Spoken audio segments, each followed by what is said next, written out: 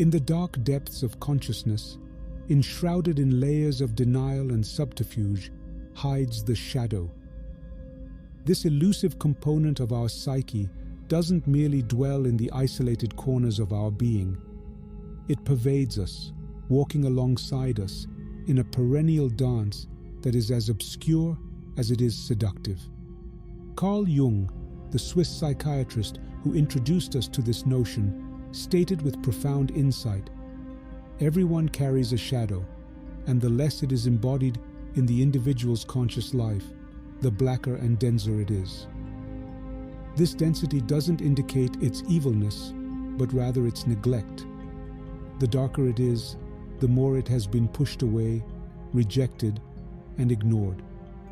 The shadow is not a villain lurking in the alleyways of our minds, but a complex tapestry of repressed emotions, desires, and traits. Society hands us a moral compass, sets the cardinal points of right and wrong, and inadvertently fuels the creation of our individual shadows. It is in the realm of the unacceptable, the impermissible, where the shadow draws its life force.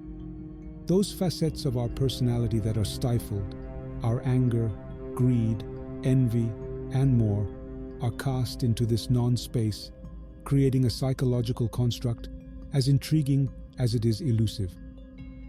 The formation of the shadow begins in the crucible of childhood, where societal norms and parental expectations already set the stage for what must be repressed. As we grow, so does the sophistication of our shadow. It adapts, transforms, and, like a seasoned actor, learns to wear many masks. Shakespeare's observation, "All the world's a stage, and all the men and women merely players," holds particular resonance here.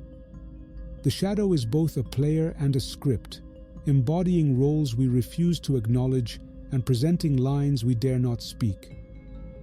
Yet the shadow is more than just a storage space for our repressed selves. It offers us an antithetical mirror, reflecting not what we project to the outside world, but what we hide.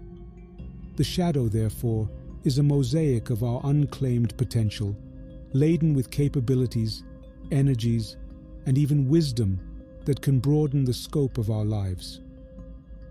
This notion invites us to perceive our darker parts not as destructive forces, but as energies that can be transformative when understood and integrated.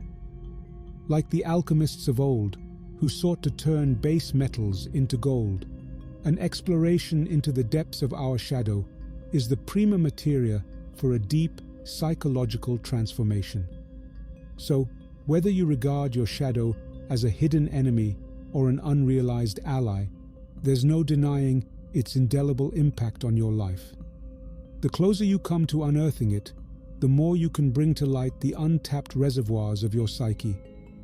The shadow, ever enigmatic, beckons us to delve into our deepest fears and confront our most carefully guarded secrets. But in that confrontation lies the golden key to unlocking an existence that is not merely a performance, but a rich tapestry of experience, woven with contrasting threads of both light and darkness.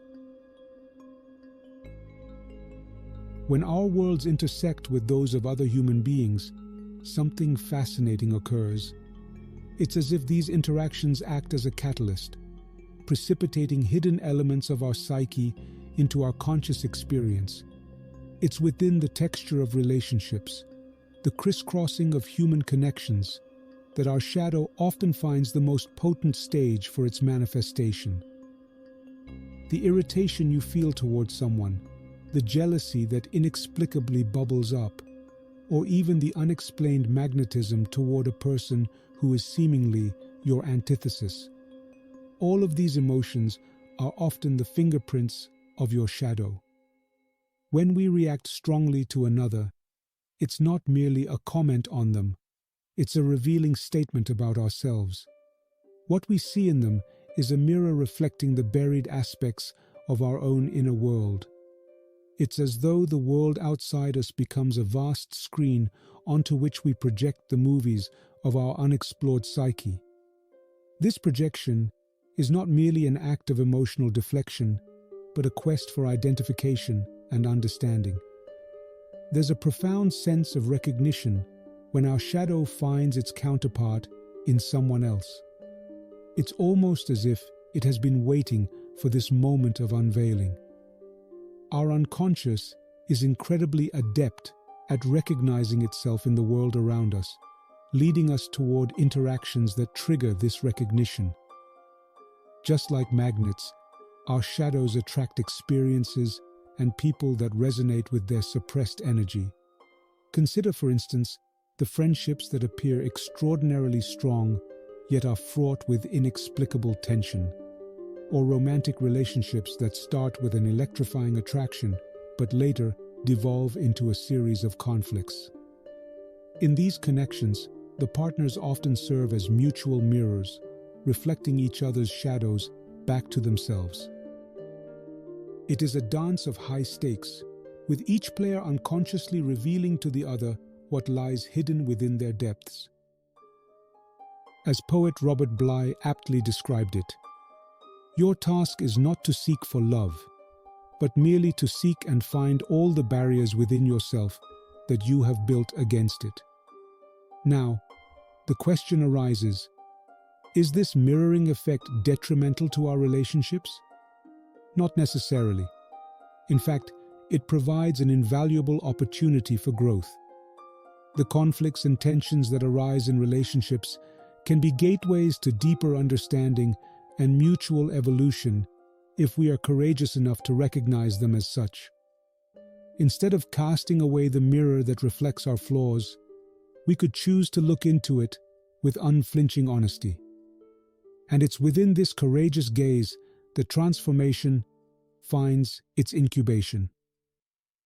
This is not to say that recognizing the shadow's role in our relationships solves all our relational woes. Far from it. But it does arm us with the tools of introspection and awareness, qualities indispensable for navigating the intricate and often perplexing maze of human connections. Remember, the most disconcerting face of your shadow is the one that's staring back at you in the mirror of relationships. And the beauty of this reflection is that it offers a pathway, however challenging, toward a more enlightened self, resonating with the undying wisdom that only by knowing ourselves can we hope to know others.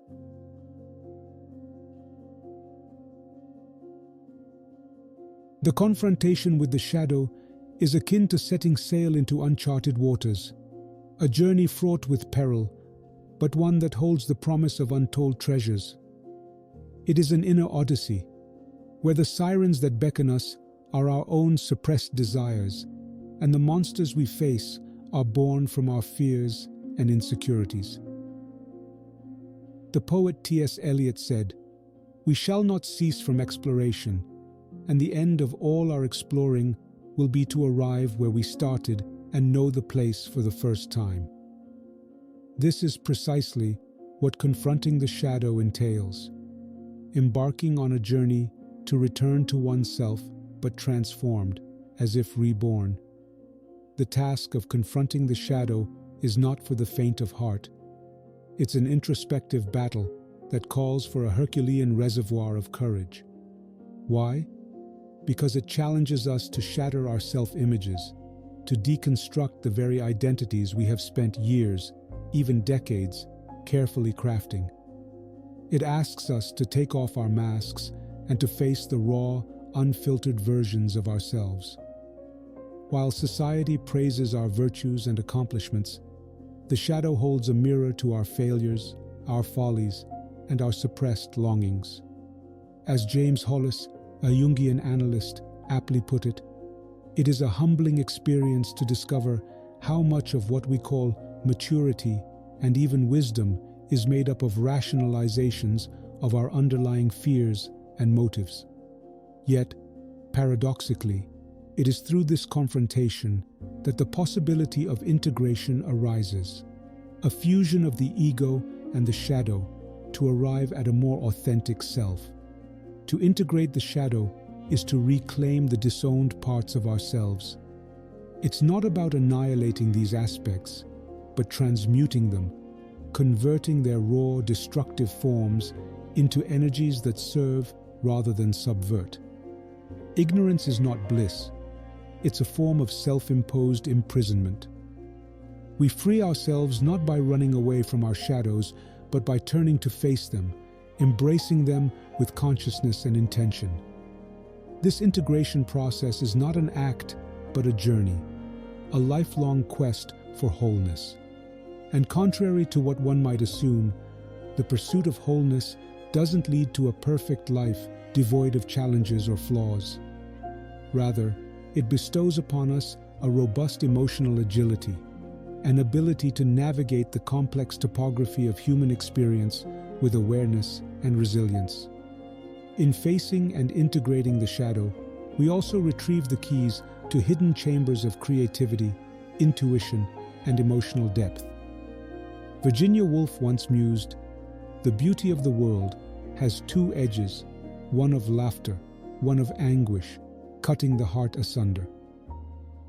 The shadow holds the edge of anguish, and integration helps us balance the two, finding beauty in the seemingly contradictory aspects of our existence.